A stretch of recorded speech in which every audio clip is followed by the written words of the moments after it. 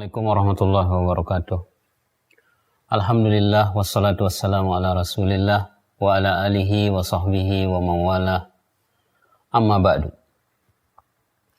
Kaum muslimin muslimat yang dirahmati oleh Allah Subhanahu wa taala, kembali kita melanjutkan membaca tentang sirah nabawiyah, perjalanan hidup baginda Rasulullah sallallahu alaihi wasallam, dengan membaca kitab Al-Urjuzah Al-Mi'iyah karya Ibnu Abil Izz Al-Hanafi rahimahullahu ta'ala.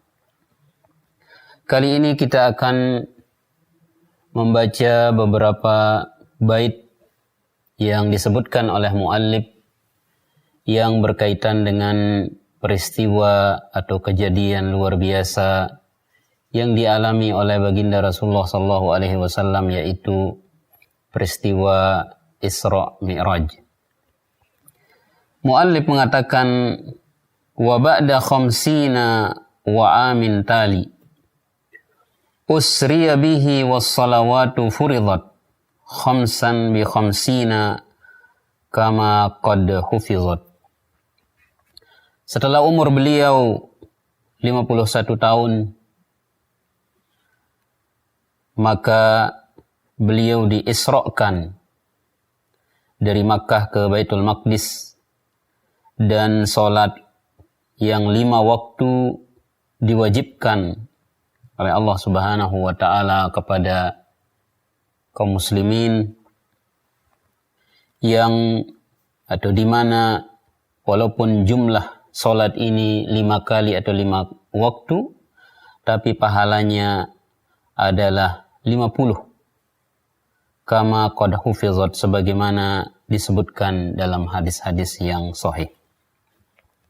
Kaum muslimin muslimat yang dirahmati oleh Allah Subhanahu wa taala, dalam bait ini muallif atau penyusun atau penggubah urjuzah ini, yaitu Ibnu Abil Izz Al-Hanafi rahimahullah, menyebutkan tentang peristiwa Isra Mi'raj yang terjadi kepada baginda Rasulullah sallallahu alaihi wasallam, di mana beliau mengatakan, wa ba'da khamsina wa amin tali usriya bihi. Setelah umur beliau sallallahu alaihi wasallam 51 tahun, beliau diisrakan, diperjalankan dari Makkah menuju ke Baitul Maqdis. Dan pada malam itu juga dilakukan Mi'raj.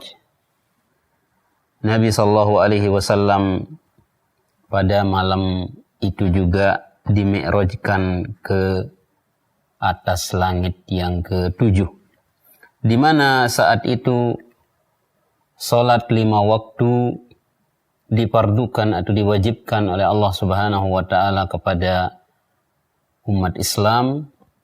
Dan disebutkan di sini bahwa walaupun jumlah waktu sholat wajib itu adalah 5 kali dalam sehari semalam, namun pahalanya di sisi Allah Subhanahu wa taala adalah 50. Kemudian setelah itu muallif menyebutkan dalam bait berikutnya, wal bai'atul ula ma'asnai asyara min ahli Thaibatin kama qad zukira. Baiat yang pertama terjadi bersama 12 orang dari penduduk Thaibah, dari penduduk Madinah, sebagaimana disebutkan dalam kitab-kitab sirah.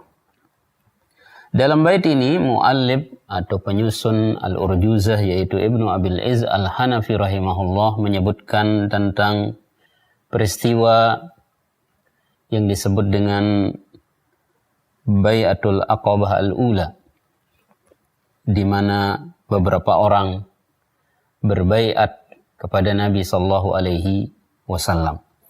Dan disebutkan di dalam kitab-kitab sirah bahwa tatkala atau ketika Allah Subhanahu wa taala ingin memenangkan dan menguatkan agama yang mulia ini, ketika itu di suatu musim haji, dan ini dilakukan oleh Rasulullah sallallahu alaihi wasallam setiap datang musim haji dan banyak orang yang berbondong-bondong datang ke Baitullah untuk melaksanakan haji. Nabi sallallahu alaihi wasallam selalu mendatangi orang-orang yang datang ke Mekah ketika itu untuk berhaji dan menawarkan mereka untuk memeluk agama yang mulia ini.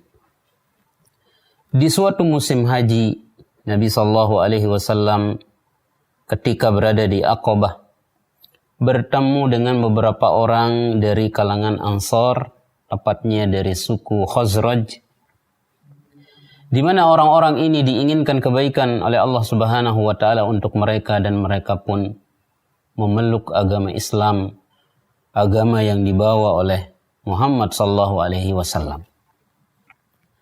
Dan disebutkan di dalam kitab-kitab sirah, di antaranya di dalam sirah Ibni Hisham, bahwa ketika orang-orang tadi yang berhasil didakwahi oleh Nabi sallallahu alaihi wasallam memeluk agama tauhid ini kembali ke kota Madinah, ke kota asal mereka, dan mereka bertemu dengan keluarga dan kaum mereka, zakaru lahum Rasulullah sallallahu alaihi wasallam. Mereka pun bercerita tentang seorang nabi yang bernama Muhammad sallallahu alaihi wasallam, utusan Allah Subhanahu wa taala yang sempat mereka temui.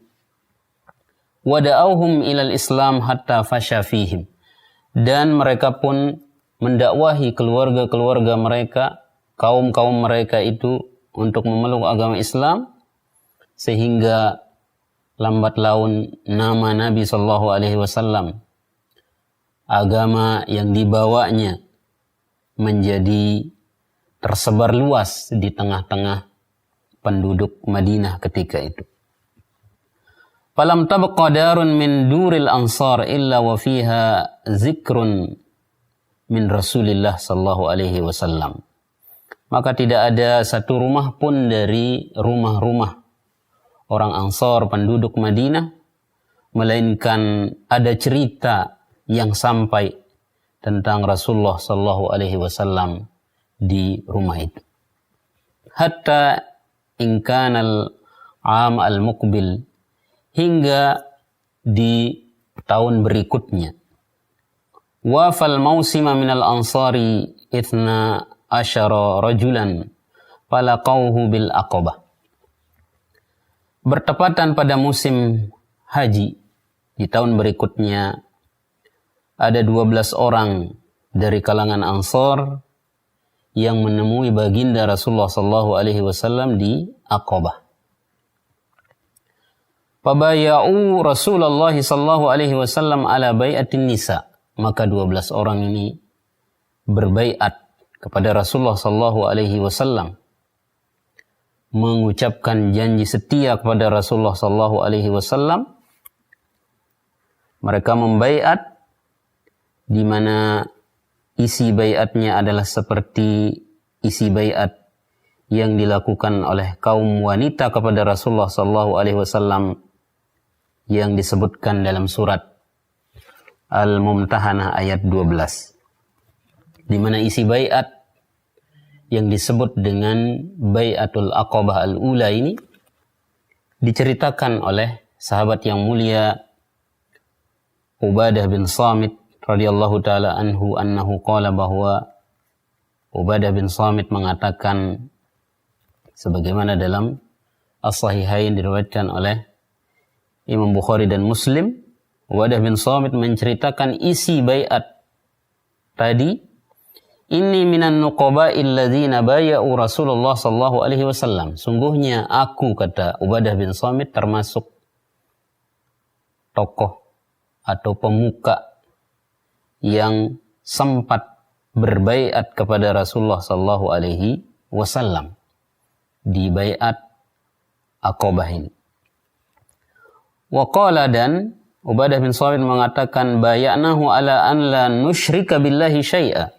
Kami membaiat Rasulullah sallallahu alaihi wasallam yang isi baiat itu adalah kami berjanji untuk tidak mensekutukan Allah Subhanahu wa taala dengan suatu apapun. Berbaiat untuk mentauhidkan Allah Subhanahu wa taala. Wala nasrik, dan kami juga berbaiat yang isinya adalah kami berjanji tidak akan mencuri. Wala nazni, dan kami tidak akan berzina. Wala naqtulan nafsal lati harramallahu illa bil haqqi, dan isi baiatnya juga adalah kami tidak akan membunuh, menumpahkan darah yang diharamkan oleh Allah Subhanahu wa taala kecuali dengan alasan yang hak. Wala nantahiba, dan isi baiatnya juga adalah kami berjanji tidak akan mengambil harta orang lain dengan cara yang tidak hak. Wala na'si, dan kami juga berjanji dan berbaiat untuk tidak bermaksiat. Bil jannati in fa'alna zalik, dan kami dijanjikan jika melaksanakan, menerapkan isi baiat tadi, kami dijanjikan untuk masuk ke dalam surganya Allah Subhanahu wa taala. Fa in ghasyina min zalika syai'a kana qada'u zalika ila Allah Subhanahu wa taala. Apabila ada di antara kami yang melanggar isi baiat itu, maka keputusannya diserahkan kepada Allah Subhanahu wa taala. Begitulah isi baiat yang disebut tadi di dalam Sirah Ibnu Hisham ala bai'atin nisa, yang maksudnya adalah isi baiat yang dilakukan ketika itu sebagaimana baiat yang dilakukan oleh kaum wanita kepada Rasulullah sallallahu alaihi wasallam yang disebutkan di dalam surat Al-Mumtahanah ayat yang ke-12. Wallahu taala alam. Semoga ada manfaatnya. Wassalamualaikum warahmatullahi wabarakatuh.